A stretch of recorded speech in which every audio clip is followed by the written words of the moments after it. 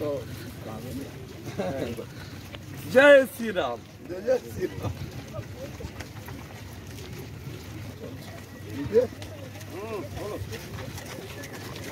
तो जय श्री राम जय श्री राम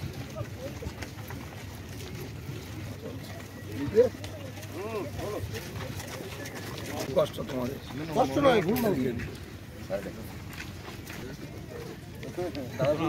হনুমানজি কথা নিয়েছিল আর তো জয় শ্রী রাম জয় শ্রী রাম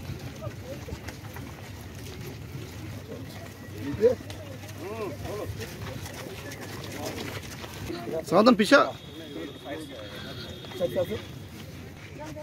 এই আমাদেরকে ভাই ছবিগুলো দিও আপনাদের কারো ফোন দিয়ে দিন ছবি তুলে দিয়ে দেন এই শুতে পারবো না সামনে যাবেন এইদিকে আসো আসছে না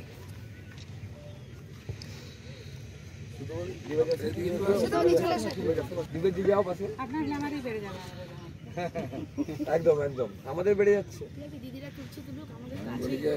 মেকআপ না করে আমার সঙ্গে ফটো তুলবেন আমার ফটো খারাপ হয়ে যায়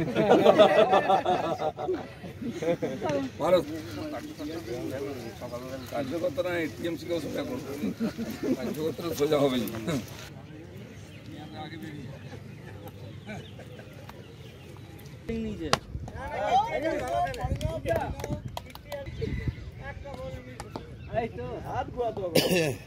আপনি বল করে নিন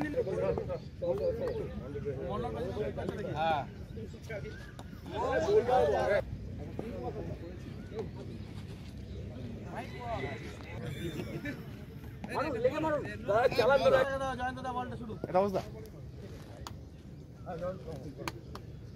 দুজন গোলকিপার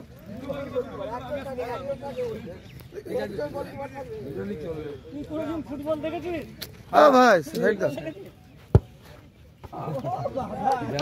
আমি বলেছি দিলীপ ঘোষ এসছে ভেবে চিন্তা হাত দাও কারণ আমি 4 জুনের পরেও এখানে 5 বছর থাকার জন্য কমপক্ষে এসেছি হিসাব কিন্তু তখনও বুঝিয়ে দেবো এখানে কালু মালু হালু হুলো কে গন্ডগোল করেছে কালকে সব রিপোর্ট আমার কাছে আছে আমি বলছি এখনও সময় আছে যদি গন্ডগোল দ্বিতীয়বার করেছো কিন্তু হিসাব হবে বলছি গদা হাতে কি কাউকে উৎখাত করবেন উৎখাত করার দরকার দেখলেই হয়ে যায় উৎখাত মুখ্যমন্ত্রীর লোকেরা যার কাছ থেকে টাকা নিয়েছে তার কাছেই তো দাঁড়াবে আমার হয়ে দাঁড়াবেন নাকি এই যে প্রায় 3000 কোটি টাকা তুলেছে সাধারণ মানুষকে চাকরি দেবে বলে অর্ধেক লোককে দিয়েছে অর্ধেক দেয়নি যারা পায়নি তাদের টাকা গেছে যারা পেয়েছে তাদের টাকাও গেল চাকরিও গেল বাপের জমি বিক্রি করে বাকি টাকা দিতে হবে আমার বক্তব্য Mamata Banerjee high court supreme court দেখাচ্ছেন কারণ তাদেরকে বলতে হবে যে আমি তোমার জন্য করছি টাকা হজম হয়ে গেছে আমি বলছি আগে ওনার নেতাদের বলুন যে টাকা নিয়েছে সে ফেরত দিক যাতে ওই ছেলে মেয়েগুলো তাদের কোর্টের নির্দেশে টাকা ফেরত দিতে বলছে সেটা ফেরত দিতে পারে সুদ সমেত 12% যদি এরা দেয় ওখান থেকেও 12% 12 লাখ টাকা দিয়েছে তার সঙ্গে 12% সুদ দিয়ে যেন টিএমসির নেতারা ফেরত দেয় আর না হলে আমি বলবো ওই যারা টিচাররা চাকরি গেছে আসুন আমরা গিয়ে টিএমসি নেতাদের বাড়ির সামনে দাঁড়াবো আপনারা ঢুকে কলার ধরে টেনে নিয়ে আসুন কেন্দ্রীয় সরকার যতদিন উনি কোর্টে জিতবেন তখন কার বিচারালয় কোর্টের জাজমেন্ট ওনার পক্ষে গেলে উনি কোর্ট মানবেন পক্ষে না গেলে কোর্ট মানবেন না সেরকম নির্বাচন কমিশন যদি ওনাকে জিতিয়ে দেয় নির্বাচন কমিশন ঠিক আছে নাহলে ভুল আছে সিবিআই ইডি এনআইএ সব কেন্দ্রের হয়ে যাচ্ছে যখন ওনার লোকেরা চুরি করছে খুন করছে ডাকাতি করছে তার বিরুদ্ধে ব্যবস্থা নেই সবাই বিরুদ্ধে মমতা ব্যানার্জি সবাইকে বোকা পেয়েছেন নাকি সব জবাব পেয়ে বিজেপি দলীয় কার্যালয় থেকেই যেভাবে বলা হচ্ছে সেইভাবেই বিচার দিচ্ছে বিচারপতিরা এমন না উনি যখন সিঙ্গুর মামলা জিতেছিলেন কে ছিল তার পক্ষে উনি কি কোর্টকে কিনে নিয়েছিলেন দাদা ঠিক ছিল যে হেরে গেছেন ঠিক আছে আরে অপকর্ম করবেন ফল তো পাবেন এখানেও পাবেন ভগবানের কাছেও পাবেন এতগুলো মানুষের চাকরি গেল আপনি কি মানবিক মানে তাদের জন্য কিছু ভাবছেন তাদের কাছ থেকে যারা টাকা নিচ্ছে তাদের কথা আগে ভাবুন না যারা এই দেশে এই বাংলা শিক্ষা ব্যবস্থাকে সমাজকে কলুষিত করে তাদের সাজা যতক্ষণ না হবে এই ইনকোয়ারি এই জাজমেন্টে কোনো মানে হয় না সিবিআইয়ের দায়িত্ব এখন যারা টাকা নিয়ে চাকরি দিয়েছে যার ফলে আজকে ওরা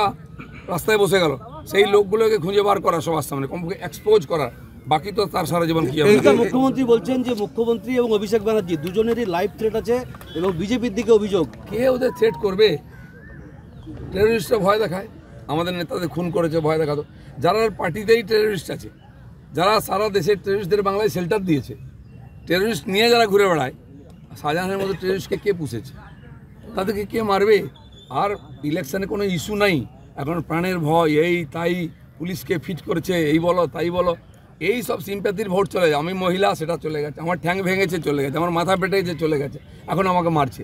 আরে তোমাকে পাশ দিয়ে কুকুরও দেখবে না, চলে গেল, তোমাদের ইমেজ হয়ে গেছে। সেই জন্যই কি আপনি গদা হাতে আজকে? আজকে মহাবীর জয়ন্তী, হনুমানজির জয়ন্তী, তো হনুমানজির পুজো তো গদা নিয়েই করতে হবে। লাড্ডু তো খাবেন না উনি, ছোলা খাও আর গদা ঘোরাও, এটা হচ্ছে হনুমানজি। যে আপনার গদা হাতে কি কাউকে উৎখাত করবেন? সেখানে পতাকা লাগানোর বাধা দেওয়া হয়েছে, কালকে ঝামেলা হয়েছে। সব জায়গায় এটা হচ্ছে, যত দিন এগোচ্ছে আমার তো মনে হয় কীর্তি আজকে নমিনেশন করার কথা করবে কিনা জানি না, তার আগেই প্যাকিং হয়ে যাবে। কারণ তাদের নেতারা বুঝতে পারছে হেরে ভূত হয়ে যাচ্ছে, পাবলিক সঙ্গে নেই, কর্মীরা আসছে না, নিজেরা মারামারি করছে, তো কী করবে, আমাদের গায়ে পড়ে ঝগড়া করছে। আমি বলে দিচ্ছি দিলীপ ঘোষ এসছে, ভেবে চিন্তে হাত দাও, কারণ আমি 4 জুনের পরেও এখানে 5 বছর থাকার জন্য কমপক্ষে এসেছি, হিসাব কিন্তু তখনও বুঝিয়ে দেবো। এখানে কালু মালু হালু হুলো কে গন্ডগোল করেছে কালকে, সব রিপোর্ট আমার কাছে আছে। আমি বলছি এখনও সময় আছে, যদি গন্ডগোল দ্বিতীয়বার করেছো কিন্তু হিসাব হবে। বলছি গদা হাতে কি কাউকে উৎখাত করবেন? উৎখাত করার দরকার নেই, দেখলেই হয়ে যায় উৎখাত। এই যে মুখ্যমন্ত্রী যে ল অ্যান্ড অর্ডার সমস্যা হবে না, কেন হবে? কাশ্মীরের ল অ্যান্ড অর্ডার ঠান্ডা হয়ে গেছে, উনি যদি ধমকি দেন ল অ্যান্ড অর্ডার সমস্যা হবে, তাহলে ওনাকে দায় নিতে হবে। তার আগে টাকা ফেরত দিন ওই লোকগুলোর, নাহলে ওরাও জেলে যাবে, যারা 2 নম্বরের চাকরি পেয়েছে, পরীক্ষা দেয়নি, সাদা খাতা দিয়েছে, পরে নম্বর বসানো হয়েছে, SMS করে চাকরি দেওয়া হয়েছে। তাদের মধ্যে অনেকে ভোট কর্মী হিসেবে তাদের নাম এসছে, প্রিসাইডিং অফিসার রয়েছে, তারা এখন কি করবে? তারা এখন কি করবে? বাদ দিতে হবে তো, যারা অবৈধ কাজ করেছে, চাকরি চলে, সে টিচারই নয়, এমনিতে তো আইপ্যাকের লোকেরা বসে যায় ভোট করাতে, কাউন্টিংও আইপ্যাকের লোক ঢুকে যায়, এই লোকেরা ঢুকতো হয়তো, এখন সেসব বন্ধ হয়ে যাবে, পুরো পরিষ্কৃত হয়, 1 ইঞ্চি মাটি ছাড়ার দরকার নেই। একটা শিক্ষার দরকার আছে, দ্বিতীয়বার যেন কে এরকম অন্যায় ভুল না করে।